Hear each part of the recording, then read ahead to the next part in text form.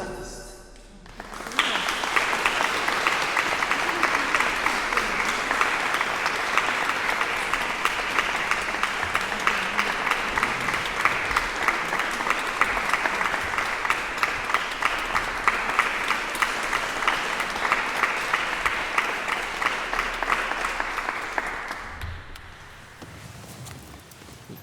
Il aurait pas un peu grossi, l'organisateur, cette année?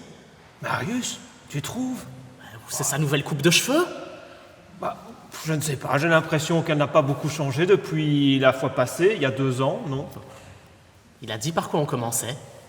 Ça doit être noté dans le programme, hein. Ouais,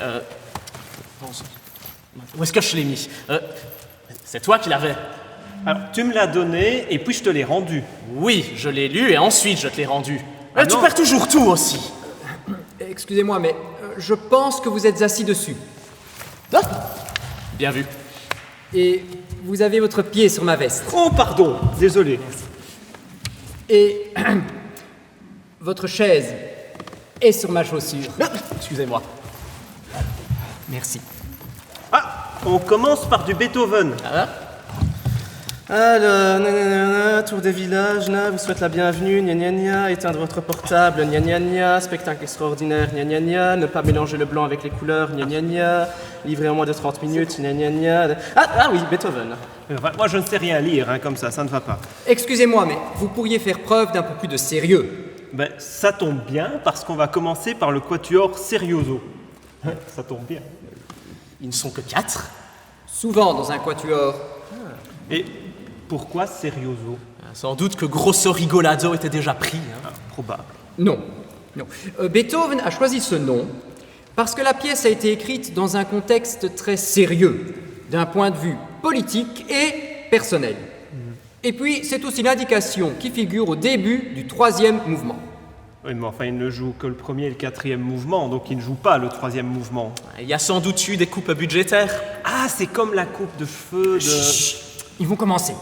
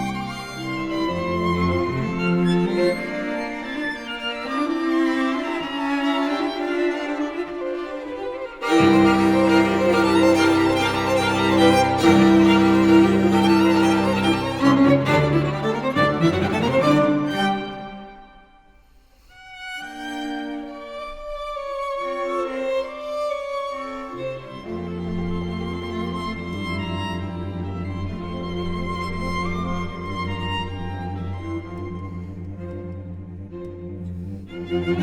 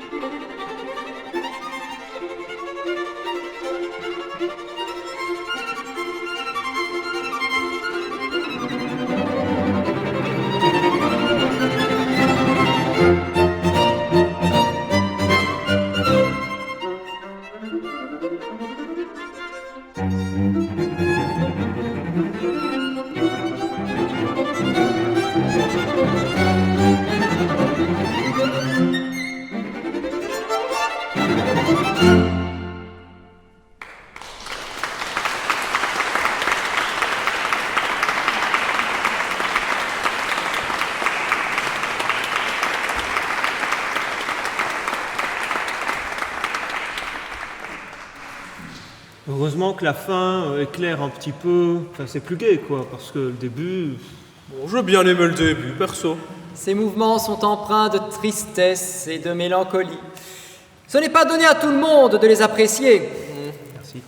Je me suis découvert un goût pour ce genre de musique il y a quelque temps. Ah? C'était peu après que j'ai perdu ma femme. Oh. Elle s'était cachée dans un placard. Ah bon? Ensuite, on m'a piqué mon chien. Aïe. Heureusement, on me l'a rendu une semaine plus tard. Ouf. Puis on m'a découvert un cancer. Non. Finalement, j'étais Capricorne. Ah. Qu'est-ce qui a poussé Beethoven à écrire des choses si torturées, à votre avis? Eh bien, nous sommes à l'époque en pleine période napoléonienne. Les Français sont à Vienne. Et Beethoven vient de plus de connaître une déception amoureuse avec Thérèse Malfatti, qui est très connue puisque c'est pour elle qu'a été écrite la fameuse lettre à Élise. Donc la lettre à Élise a été écrite pour Thérèse. C'est bien connu, hein, Thérèse Malfatti ne profite jamais. Non. Quand on a voulu publier la partition, elle était en très mauvais état. Et seules les dernières lettres du prénom Thérèse étaient encore lisibles, donc SE. L'éditeur, en voyant SE, a cru qu'il s'agissait d'Élise et de là l'erreur. Mais bon, je m'éloigne du sujet.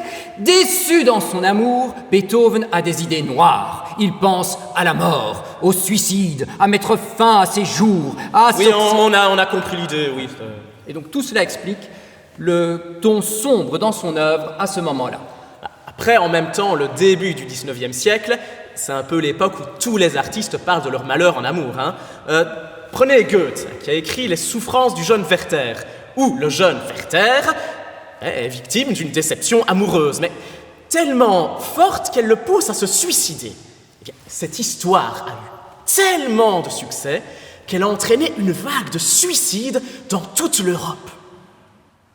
On savait s'amuser à l'époque.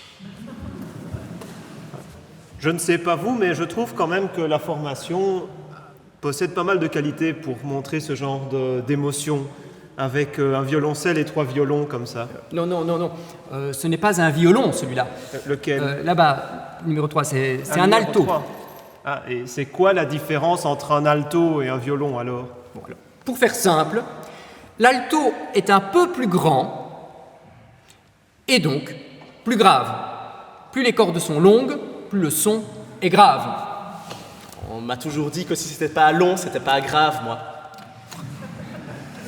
Bon, enfin, de toute façon, on va continuer avec un autre quatuor à cordes, mais de Puccini, et qui n'est pas écrit dans le programme par contre. Il est plus joyeux, celui-là?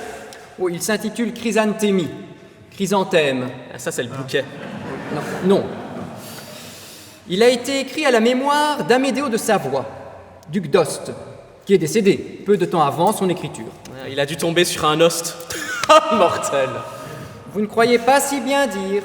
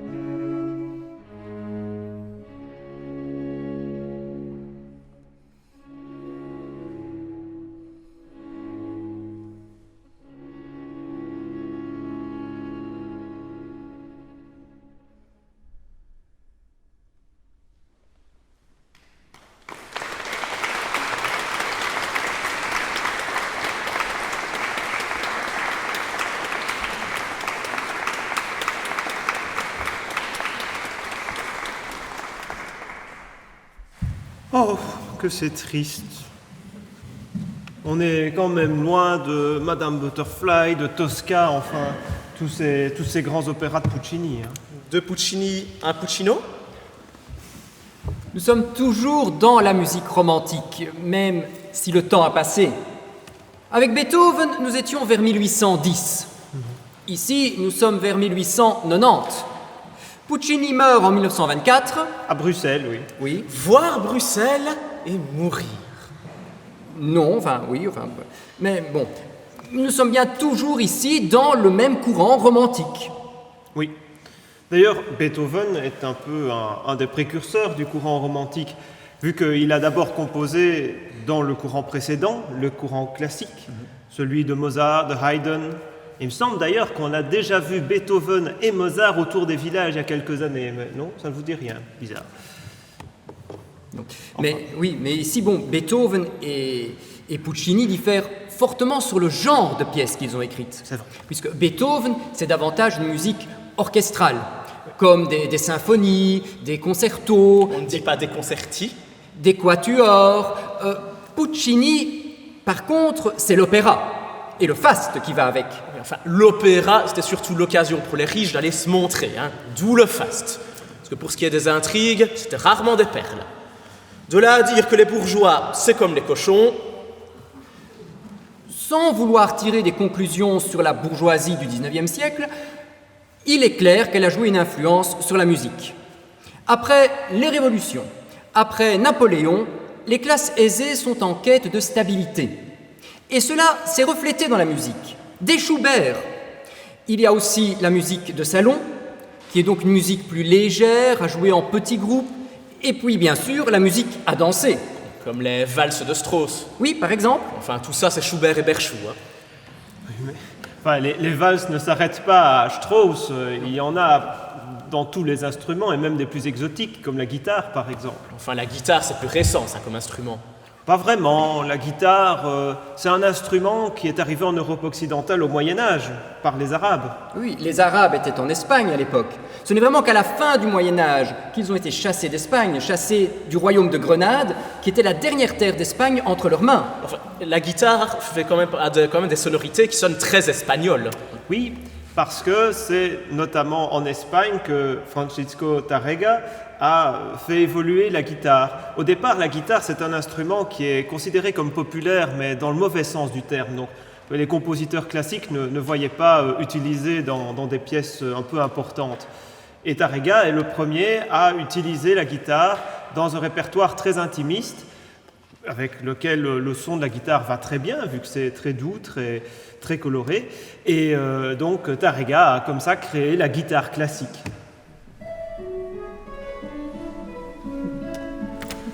Encore quelqu'un qui n'a pas éteint son téléphone. Mais ces gens qui font du bruit pendant les concerts, mais ça me révolte. Pas vous, madame. Du calme, Julien, c'était juste Robin Mace qui s'échauffe un tout petit peu avant d'entrer sur scène. Et pas de panique. On devrait peut-être... Enfin, tu devrais peut-être te taire et l'écouter, alors, non? Voilà une excellente idée, on devrait tous faire pareil. Je trouve aussi. Ah, monsieur,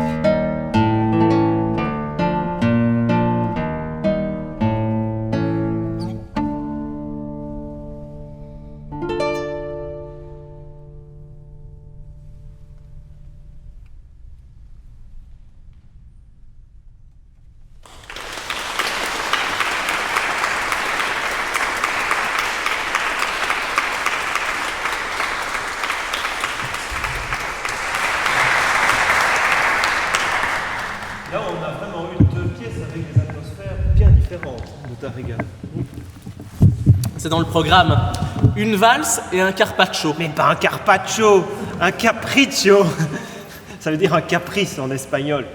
Oui, le dernier mouvement, le dernier morceau ici, s'intitule Capriccio Arabe, c'est-à-dire caprice ou fantaisie arabe.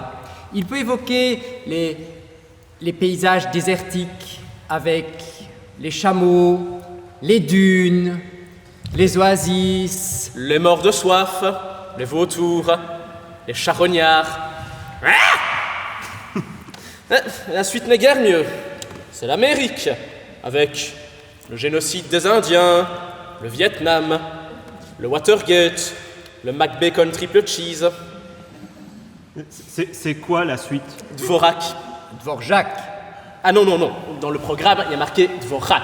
Oui, mais non. C'est du tchèque. Oui. Ça se prononce Dvorak. Il est né et mort en Bohême. C'est en Tchéquie actuellement. Mais bon, ok, mais dans le programme, il y a quand même marqué Quatuor américain. Oui, mais non. Mais Dvorak a vécu longtemps aux États-Unis parce qu'il a été notamment nommé directeur du Conservatoire national de New York. De là d'ailleurs sa 9e symphonie, intitulée La symphonie du Nouveau Monde. Ok, bon. Et c'est quoi l'histoire de ce Dvorak et du Quatuor américain tchèque? Alors, le quatuor américain a été réalisé pendant l'été 1893. Dvorak est à Spillville, Iowa, la ville d'où venait son secrétaire. Info importante. Oui. Donc, nous sommes pendant les vacances du conservatoire. Spillville, c'est une petite bourgade à la campagne, principalement habitée par des immigrés tchèques. Et Dvorak s'y sent beaucoup plus à l'aise que dans une ville frénétique comme New York. Et Dvorak, dans son quatuor américain, sa symphonie du Nouveau Monde, va prendre son inspiration dans les musiques qu'il rencontre, la musique amérindienne, la musique des esclaves, les negro spirituals, mais aussi évidemment dans ses connaissances de la musique plus occidentale, la musique aussi traditionnelle d'Europe de l'Est. Voilà, il va mélanger tout ça pour créer ses œuvres à ce moment-là. Oui, et d'ailleurs, la musique américaine s'est construite avec la musique apportée par les migrants dans leur bagage. Donc c'est normal d'y retrouver des influences de musique irlandaise, tzigane ou même de l'Europe de l'Est. D'ailleurs, Dvorak utilise de temps en temps des gammes pentatoniques qui sont autant utilisées dans la musique d'Europe de l'Est que dans les negro spirituals, justement. Pentatonique. Ce sont les dessins qu'on fait au sol pour invoquer Satan? Non, non, ça veut dire que la gamme a 5 notes. D'habitude, une gamme, ça a 7 notes. Do, ré, mi, fa, sol, la, si. Là, si tu enlèves le mi et le si. On peut peut-être avoir un exemple.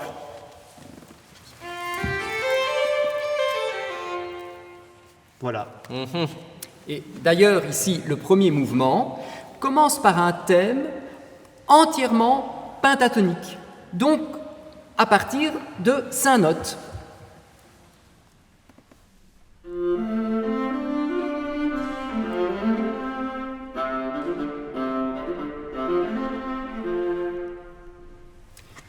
Le thème va ensuite être développé, il va être joué par d'autres instruments avant d'évoluer.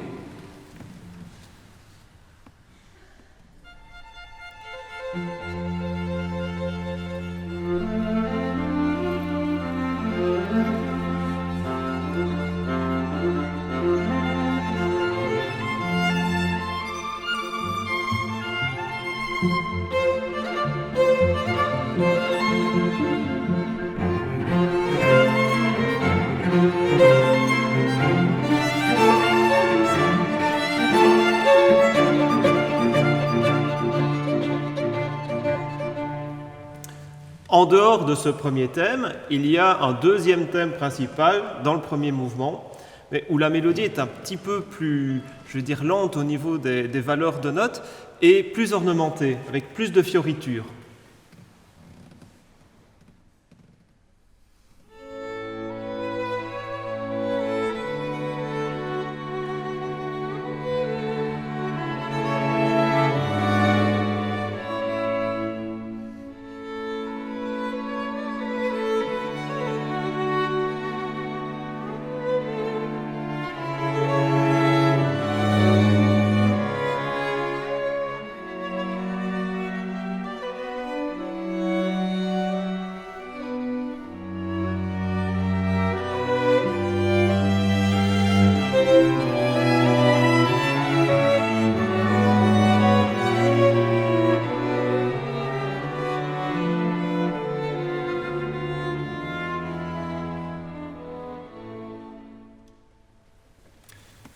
Le premier mouvement d'un quatuor à la période romantique a souvent une forme très structurée que l'on appelle forme sonate.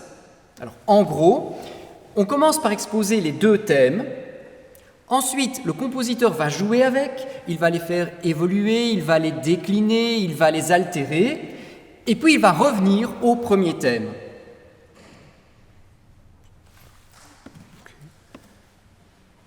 Il y a combien de mouvements en tout? Ah, il y en a 4. Donc on va avoir un premier mouvement qui est très structuré, comme on vient de le voir. Donc on va avoir deux thèmes qui sont exposés, on joue avec et puis on revient au premier thème. Un deuxième mouvement qui est lent, un troisième mouvement qui est rapide et un quatrième et dernier mouvement qui est plus dansant. Voilà. Alors, le mouvement lent, ici, dans le quatuor américain, il est composé d'une mélodie qui est jouée au premier violon, une mélodie qu'on attribue souvent soit à de la musique traditionnelle des esclaves, donc un spiritual, ou alors de la musique amérindienne peut-être. Et les trois autres instruments accompagnent cette mélodie, qui après va passer d'un instrument à l'autre.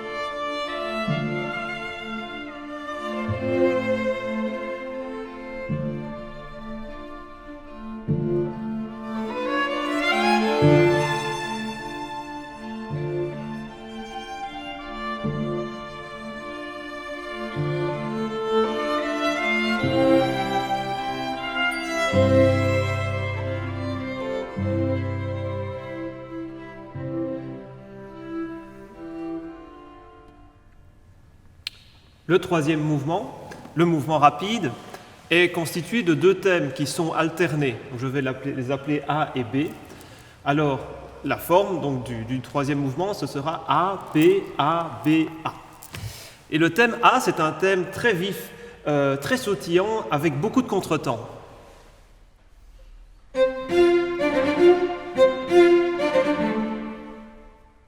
Voilà. Dvorak cherche aussi à intégrer des éléments naturels dans sa musique, comme le chant d'un oiseau au violon 1. Je m'aime mieux quand ça parlait de la mort, perso.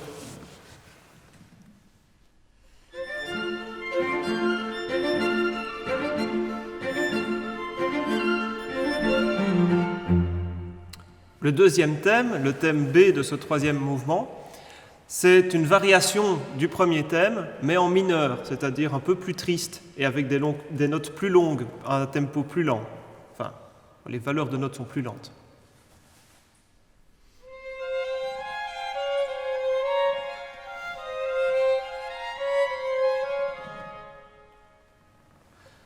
Enfin, le quatrième mouvement est composé de 3 thèmes cette fois-ci, et qui, de nouveau, vont s'alterner.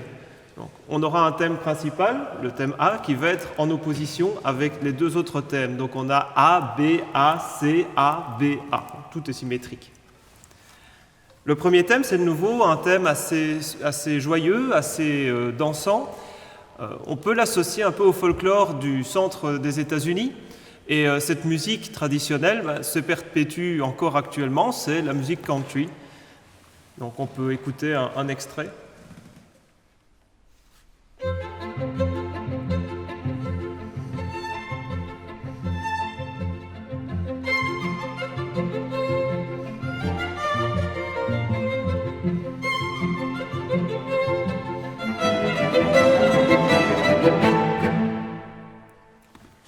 Le thème B est plus lyrique. Il rappelle plus l'Europe et il est beaucoup plus émotif. Ah bah oui, l'Europe, ça m'émeut toujours, perso.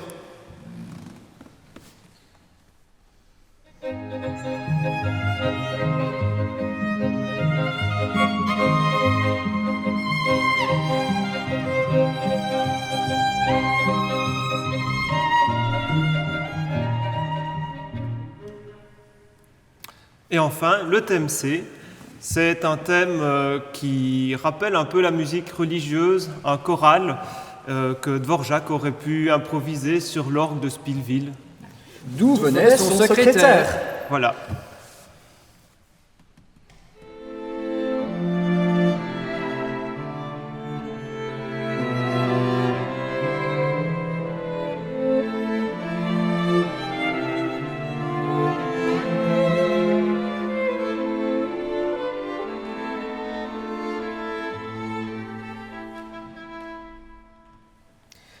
Ok, mais et du coup, en entier, ça donnerait quoi?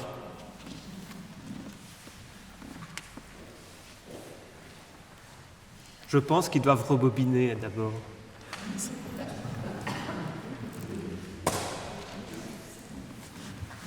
technologie n'était pas au point à l'époque, sans doute.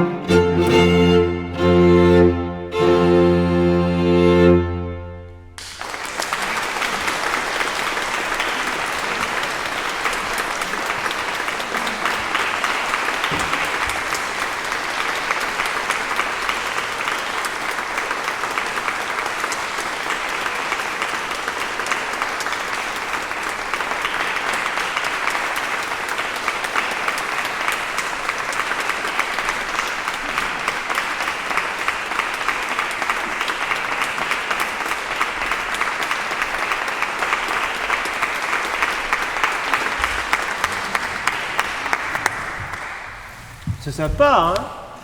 Mais on n'a pas vraiment eu, je veux dire, dans ce concert sur le romantisme, ce à quoi on pense quand on parle de romantisme au début. J'ai pas une balade en barque au clair de lune ou un souper aux chandelles. Non, on a eu la mort, la tourmente, et puis on a quand même eu des danses et ici du folklore. La balade à dos de chameau de Tarrega, moi j'ai trouvé que ça pouvait être romantique. Surtout avec l'escorte de Charognard. Ah, mais on annonce une romance dans le programme de toute façon. Ah, laquelle? Jeux interdits. Ah oui, du film de René Clément, c'est ça? Enfin, ça date de 1952, ça. C'est peut-être un peu tard pour le romantisme. Ah oui, mais le romantisme, techniquement, on écrit encore des pièces romantiques. John Williams, par exemple, qui est un grand compositeur de musique de film, Harry Potter, Star Wars, ça vient, il continue dans cette lignée, dans cette écriture de style romantique. Mais pour en revenir au film Jeux interdits, nous y trouvons une romance très célèbre, mais dont nous ignorons le compositeur. Sans doute pour ça que ça s'appelle romance anonyme. Ben oui. Oui, c'est pour ça. Oui, oui. Et elle fut arrangée pour le film par son interprète, Yepes, un espagnol. Ça veut dire qu'on va retrouver les charognards dans le désert? Non, mais bien de la guitare. Mieux que rien. Mais finalement, ce concert nous aura un peu donné un aperçu de ce que recouvre la musique romantique. Oui, elle cherche à faire passer des émotions, de joie, de tristesse, profonde parfois, d'enthousiasme. Il y a un intérêt pour le folklore, un intérêt pour un Orient fantasmé. Et elle prend beaucoup de formes différentes. Ça va de la symphonie avec tout un orchestre, en passant bien sûr par le quatuor et de plus petits ensembles, voire des solistes. Oui, oui, elle peut être extrêmement structurée ou au contraire très libre. Et les compositeurs, eh bien, ils jouent sur tous ces tableaux. Et tout cela sur une période qui s'étale sur le 19e siècle et le début du 20e. Mais qui continuent encore aujourd'hui au travers de beaucoup de musique de film. Mais vous savez, finalement, j'ai découvert que la musique romantique, elle avait un charme que beaucoup de musiques d'aujourd'hui n'ont plus. Ah, lequel? Les chameaux et les charognards.